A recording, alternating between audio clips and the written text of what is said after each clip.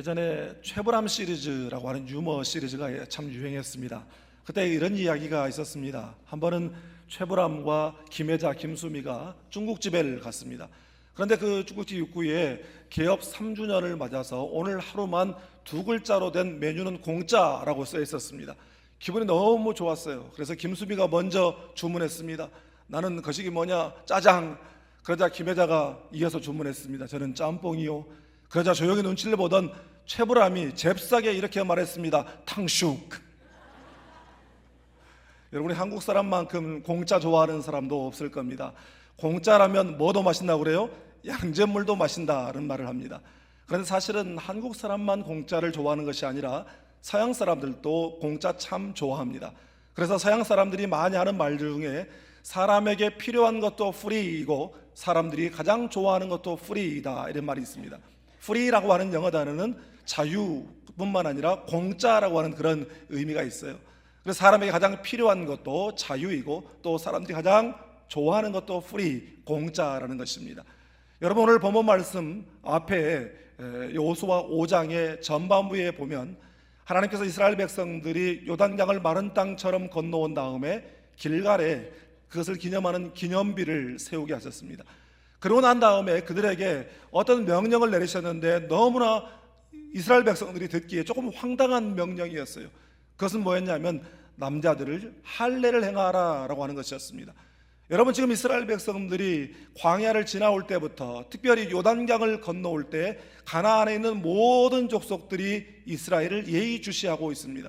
더더군다나 이스라엘 백성들이 향하는 곳이 가나안 땅이었기 때문에 가나안의 모든 족속들은 전투태세를 갖추고 있는 그런 상황 가운데 하나님께서 이스라엘 남자들은 할례를 행하라 라고 말씀하시는 것은 두 손 두 발 다 들고 무방비 상태 가운데 드러누워 있어라 라고 하는 그런 말씀이나 다름없는 것이었기 때문입니다.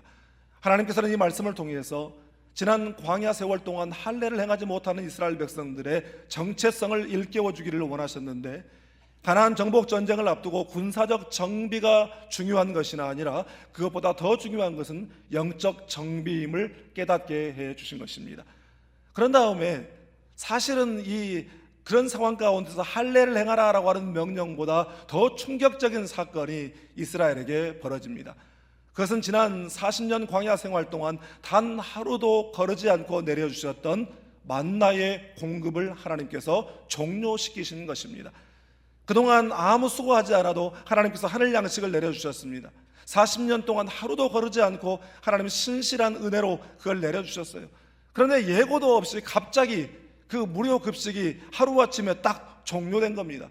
이스라엘 사람들이 얼마나 당황했겠어요. 그런데 사실 오늘 이번 주는 본문이 만나, 주제가 만나인데 만나 본문이 뭐냐면 만나가 이제부터 이스라엘 백성들에게 은혜로 내리기 시작했다가 아니라 그 땅에 소사를 먹고 난 다음 날 만나가 그쳤더라. 너무 당황스러운 거예요. 이걸 가지고 만나 설교를 하라고?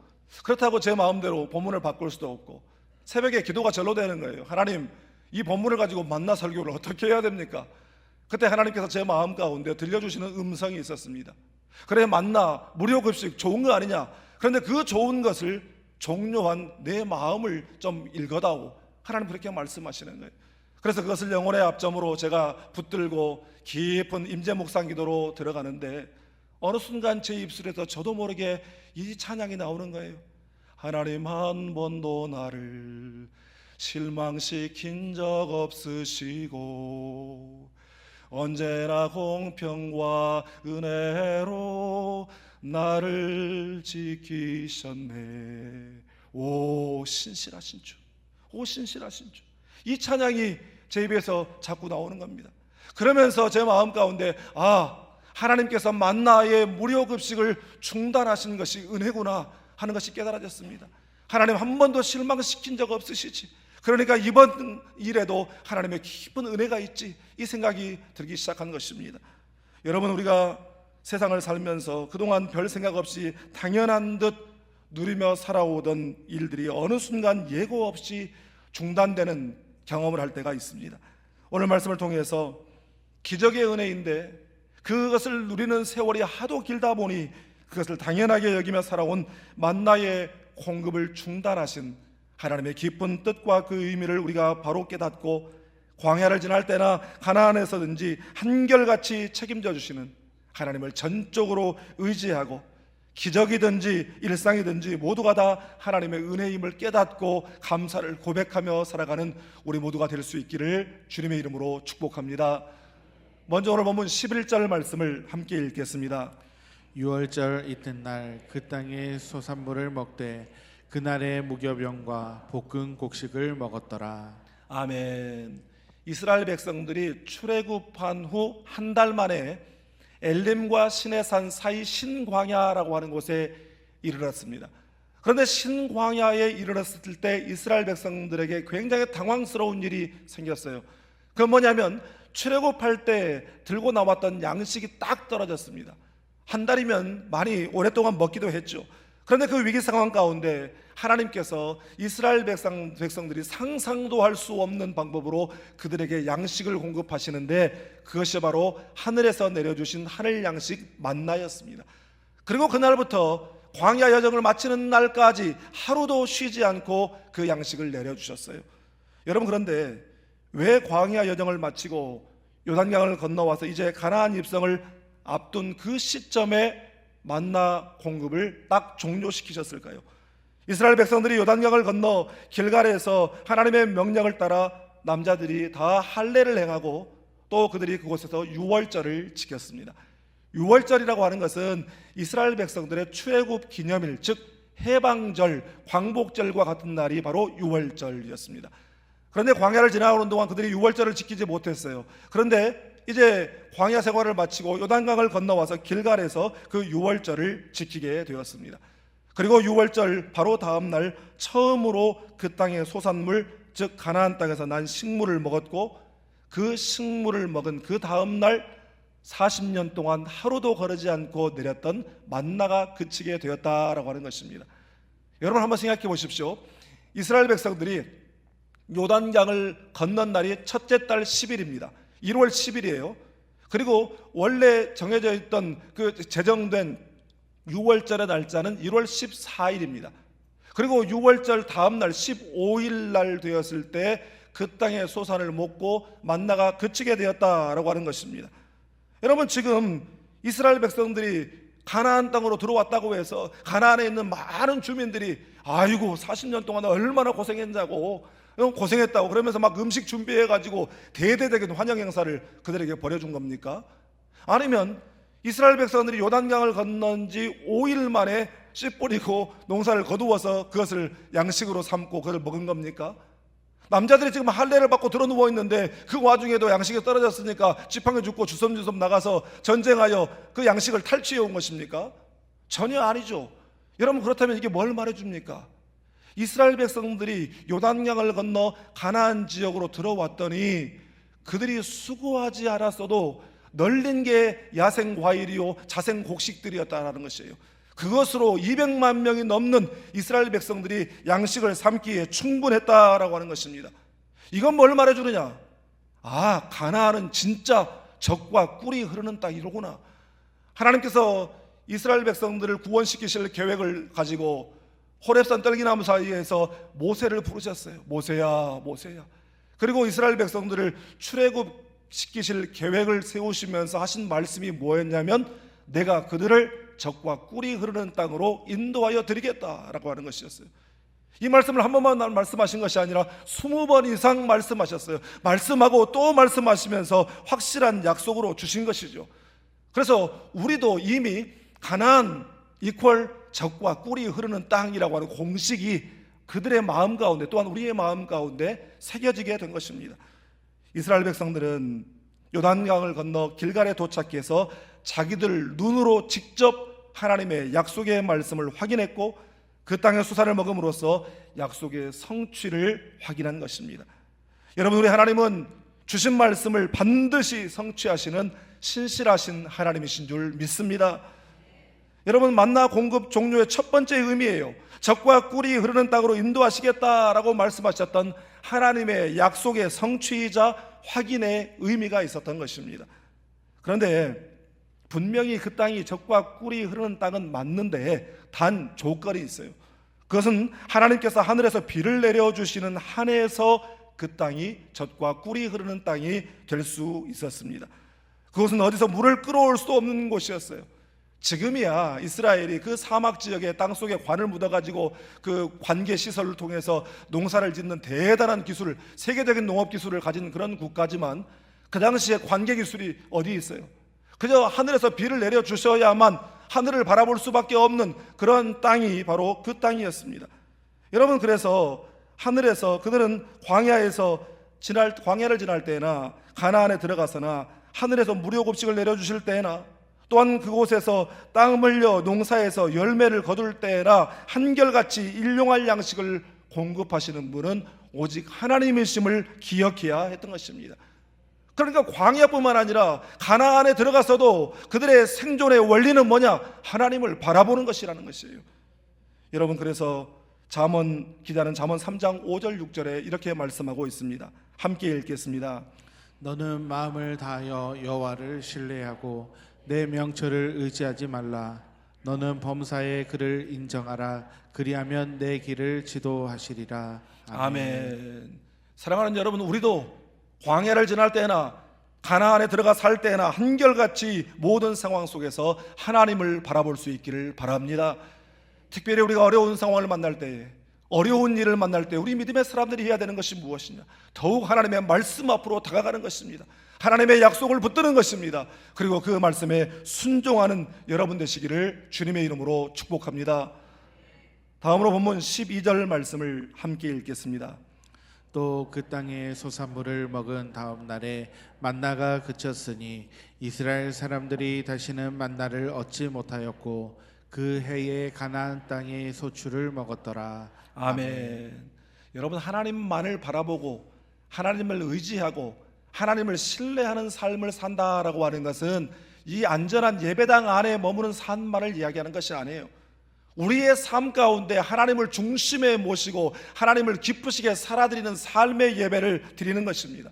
그래서 종교개혁자 존 칼빈은 직업은 단순히 돈벌이가 아니라 소명이어야 한다라고 말했습니다. 여러분, 그러므로 우리 크리스천들은 우리의 삶 속에서 우리의 삶의 자리를 하나님의 부르심으로 알고 그 자리에서 최선을 다하여 성실하게 살아갈 책임이 있는 줄 믿습니다. 여러분, 이스라엘이 홍해를 건넌 것과 요단강을 건넌 방식이 달랐어요. 그 방식의 차이를 보면 하나님께서 만나의 무료 공급을 종료시키신 그 의도를 우리가 알 수 있습니다.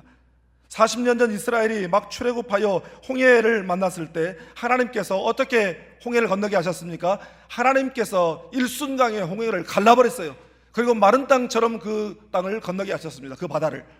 그런데 40년 후 요단강을 건널 때 그 요단강은 넘실넘실대는 그 보리를 추수할 처음에는 항상 그 요단강이 넘쳐날 정도로 물이 많은데 하나님이 일순간에 갈라주신 것이 아니라 뭐라고 말씀하셨냐면 언약궤를 맨 제사장들이 그리 물이 넘쳐나는 그 요단강 안으로 들어가라. 그러면 내가 물을 멈추게 하리라 하는 말씀하셨어요. 그 말씀에 순종하여 제사장들이 언약궤를 메고 그곳에 들어갔을 때에 그들의 발에 물이 잠기자 흐르던 물이 끊기게 되고 하나님께서 그 땅을 마른 땅처럼 건너게 하신 줄 믿습니다. 여러분, 어떤 방식이든지 하나님 말씀에 순종하기만 하면 하나님이 책임져 주시는 줄 믿습니다. 광야를 지날 때는 하나부터 열까지 하나님께서 다 공급해 주시고 책임져 주셔야만 살 수가 있었어요. 그래서 구름기둥과 불기둥으로 보호하시고 인도하시고 함께 계심을 눈으로 확인시켜 주시고 날마다 하늘 양식 만나를 공급해 주셨습니다. 그런데 이제 상황이 바뀌었죠. 땀 흘리고 수고하여 농사하면 양식을 얻을 수 있는 그런 환경이 된 것입니다. 여러분, 이스라엘 백성들이 광야를 처음 걸을 때는 애굽에서 400년간 노예 생활하다가 하나님의 부르심을 받고 광야로 들어서게 됐어요. 그러니까 그 사람들은 뿌리 깊이 노예 근성이 박혀 있는 것입니다. 자발성이라고 하는 일도 없어요. 그런데 광야를 지나는 동안 때로는 불평하기도 하고 원망하기도 하고 그러다 죽기도 하고 그러면서 훈련이 되어지는 거예요. 어려운 상황에도 하나님을 믿고 신뢰하고 바라보면 하나님이 책임져 주시는구나, 이런 훈련이 되어지고 성숙해지고 장성하게 되는 것입니다. 여러분, 만나는 기적의 양식이었어요. 그러나 언제까지나 기적만 바라보며 살 수는 없지요. 장성한 사람이 성숙한 사람이 더구나 땀 흘려 일하면 양식을 얻을 수 있는데 언제까지나 무료급식만 바라보며 살 수는 없는 일 아니겠습니까? 제가 유학생 시절에 우리 아이들이 킨더가튼 유치원에 이제 갔어요. 그러면 미국에는요, 가난한 사람들을 위한 프리밀, 공짜 그 음식, 무료급식이 있습니다. 그걸 신청을 하고 그래요. 그래서 그걸 신청해서 아이들이 그걸 먹고 이제 학교에 유치원에 다녔거든요. 그러다가 제가 이제 첫 담임 목회를 나가게 되고 우리 큰아이가 초등학교를 들어가게 됐는데, 이 아이가 학교에 다녀와서 하루는 진지하게 제 앞에서 그렇게 묻는 거예요. 아빠, 제가 프리밀을 받아 먹어야 할 만큼 우리 집이 가난해요? 이렇게 묻는 거예요. 그 순간 제가 뒤통수 한 대 맞은 느낌이었어요. 아니 솔직히 이민 목회 담임 목사나 유학생이나 도찐 개찐 경제 상황은 똑같습니다. 그런데 분명히 하나님께서 상황을 달라지게 해주셨어요. 상황이 달라졌고 환경이 달라졌고 내 신분이 달라졌는데 그 어려운 중에도 베풀고 나누지는 못할 망정 여전히 공짜 밥을 얻어먹게 하고 있었구나, 이 생각이 드는 거예요. 그래서 어떻게 하면 좋겠어? 그때 그 정도로 가난하지 않으면 자기 안 먹겠다는 거예요. 그래, 그 정도로 가난하지는 않다. 그래서 제가 먹지 말라고 그렇게 하면서 제가 돈을 조금 더 주었어요. 앞으로 너도 돈 내고 먹을 뿐만 아니라 어려운 친구들, 가난한 친구들 있으면 네가 조용히 밥을 사줘. 제가 그렇게 했어요. 그러면서 이 콩 한 조각이라도 나눠 먹어라, 제가 그렇게 아이들에게 가르쳤습니다. 여러분, 신앙의 초기에는요, 기적 같은 은혜들을 많이 체험해요. 기도하면 즉시 응답이 와요. 하는 성경을 읽고 설교를 들을 때마다 막 전율을 느끼고, 어떻게 목사님이 내 형편과 사정을 꼭 알고 저런 말씀을 주실까, 막 전율이 느껴져요. 그리고 눈물이 납니다. 또한 살아가면서 와, 우리 하나님 어떻게 이렇게 마침의 은혜를 주실까 하는 그런 경험들을 많이 합니다. 여러분, 그렇지만 시간이 지나면 만나가 떨어지는 대신 땀 흘려 일해야 되는 때가 오는 것입니다. 여러분, 만나 무료급식 종료의 또 하나의 의미가 바로 이것이죠.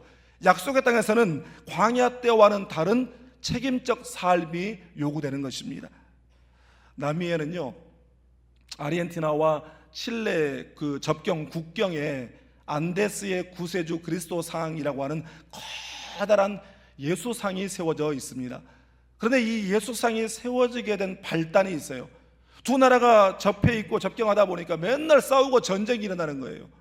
그런데 두 지도자들이 한 번은 그런 이야기를 합니다. 아니, 우리가 다 예수 안에서 한 형제인데 왜 이렇게 우리가 전쟁을 했어야 되겠느냐. 여기다 큰 예수님 상을 세워서 그 예수님 바라볼 때마다 우리가 각심하고 싸우지 말자. 그렇게 해서 이제 이 동상이 세워졌습니다.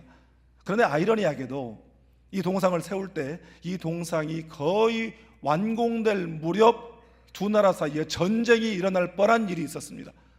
한 사람이 이런 이야기를 한 거예요. 칠레 사람 중에 한 사람이, 아니, 예수님을 보니까 예수님이 아르헨티나를 향하고 계시고 얼굴을 아르헨티나를 향하고 계시고 우리 칠레에는 등을 돌리고 있다, 이거 차별이다, 그런 이야기를 했습니다. 그 칠레 사람들이 처음에는 몰랐는데 듣고 보니 그렇거든요. 감정이 상하기 시작합니다. 그래서 부정적인 이야기들은 한번 하기 시작하면 막 이렇게 부풀기 시작하잖아요. 그래서 아무것도 아니지를 가지고 막 폭발 직전에, 전쟁 직전에 있었어요. 그런데 그때 칠레의 한 기자가 신문에 이렇게 썼습니다. 예수님의 얼굴이 아르헨티나를 향해 서 계시는 이유는 아르헨티나가 칠레보다 예수님의 관리 감독을 더 필요로 하는 나라이기 때문이다. 이 말 하나 때문에 그 감정들이 다 누그러지고 전쟁을 피하게 되었다라고 하는 것입니다. 여러분, 삶은 해석입니다. 그리고 그 해석이라고 하는 것은 그 사람 안에 이미 형성된 프레임으로 상황과 사건을 바라보는 것입니다. 불평과 원망이라고 하는 프레임으로 상황과 사건을 바라볼 수 있고, 감격과 감동과 감사라고 하는 프레임으로 상황과 사건을 바라볼 수도 있는 것입니다. 여러분, 우리가 사순절을 지나면서 십자가의 은혜뿐만 아니라 우리의 일상의 은혜에 대한 감사가 회복될 수 있기를 바랍니다. 기적뿐만 아니라 우리의 일상의 모든 것들이 다 은혜인데 우리가 그것을 깨닫지 못하고 우리는 습관처럼 불평하기에 너무나 빠른 사람들입니다. 여러분, 오늘이 3월 1일이잖아요. 그래서 우리 사순절 동안 한 달 동안 불평 없이 살아보기 30일 챌린지를 선포합니다. 오늘이 1일차입니다. 여러분의 마음 가운데 불평이나 불만이 생기려고 하면 얼른 입을 틀어 막으세요. 그리고 십자가를 생각하십시오. 그래서 한 달 동안 정말 여러분의 삶 가운데 감사와 정말 기쁨이 회복되기를 주님의 이름으로 축복합니다. 여러분, 기적이 일상이 되는 것이 축복이 아니라 일상이 기적처럼 여겨지는 것이 축복인 줄 믿습니다. 여러분 안에 십자가의 은혜와 일상의 은혜에 대한 감사가 회복되기를 주님의 이름으로 축복합니다. 미동부 펜실베니아주 필라델피아 출신의 교육학을 전공한 히윗이라고 하는 여교사가 있었습니다. 이분은 학교에서 학생들을 가르치는 것뿐만 아니라 어떤 선한 마음을 가지고 위기 청소년들, 소위 불량 청소년들을 상담하고 선도하는 자원봉사 일을 했습니다. 그런데 어느 날 자기가 상담하는 한 학생이 상담하는 중에 갑자기 분노가 일어나서 옆에 있던 슬레트 조각으로 선생님을 때리는 바람에 척추가 부러져 버렸어요. 그리고 급하게 병원에 실려갔습니다. 병원에 들어 누워서 그 암담한 상황 가운데 눈물이 나면서, 아니 내가 돈 벌려고 한 것도 아니고 어려운 아이들 돕기 위해서 한 일인데 내가 어떻게 이런 일을 당할 수 있을까? 그러다가 하나님을 원망하는 마음이 생기기 시작했어요. 하루하루 들어 누워서 병실이 지옥 같아요. 그런데 어느 날 병실을 청소하는 흑인 아주머니 한 분이 청소하러 왔는데 콧노래를 흥얼흥얼 계속 부르면서 왔다 갔다 하는 겁니다. 그 소리도 듣기 싫어요. 아니 아줌마 좀 제발 조용히 하고 청소 좀 할 수 없냐고. 그랬더니 그분이 이렇게 대답했습니다. 제 인생 또한 무척 힘들고 어렵습니다. 하지만 괴로울 때마다 찬양을 통해 하나님의 은혜를 경험합니다. 그 말을 듣는 순간 히윗의 마음 가운데 드는 생각이 있었습니다. 아, 고난 중에도 하나님의 은혜는 임하는구나. 이 상황 속에서도 하나님은 내가 찬양을 멈추지 않기를 원하시는구나. 그런 깨달음 속에서 그는 찬송시를 썼습니다. 그가 쓴 찬송이 바로 찬송가 370장 주 안에 있는 나에게라고 하는 찬양입니다. 주 안에 있는 나에게 딴 근심이 있으랴 십자가 밑에 나가 내 짐을 풀었네. 우리 다 같이 합시다. 주님을 찬송하면서 할렐루야 할렐루야 내 앞길 멀고 험해도 나 주님만 따라가리. 아멘. 히윗은 투병 생활을 마치고 다시 사명의 자리로 돌아가 감사와 기쁨으로 그 사역을 계속 이어갔습니다. 여러분, 우리가 그동안 당연한 듯 누리며 살아왔던 일들이 어느 순간 갑자기 중단되는 그런 경험을 할 때 우리는 당황하고 또한 막막함을 느낄 때가 있습니다. 그러나 그때에도 여전히 신실하신 하나님을 신뢰함으로 약속을 지키시고 책임지시는 하나님을 체험하는 우리 모두가 다 될 수 있기를 주님의 이름으로 축복합니다. 기도하겠습니다.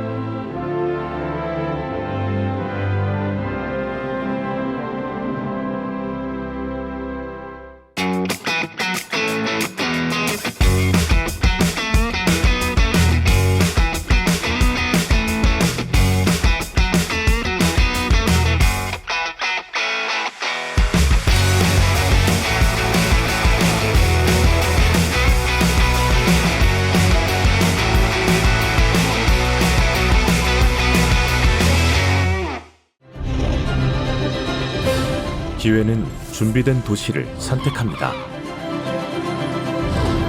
대지엔 바이오, 반도체, 도심엔 문화, 하늘엔 우주. 대한민국 미래 산업의 새로운 가능성을 열어가는 곳. 격이 다른 도시, 순천입니다.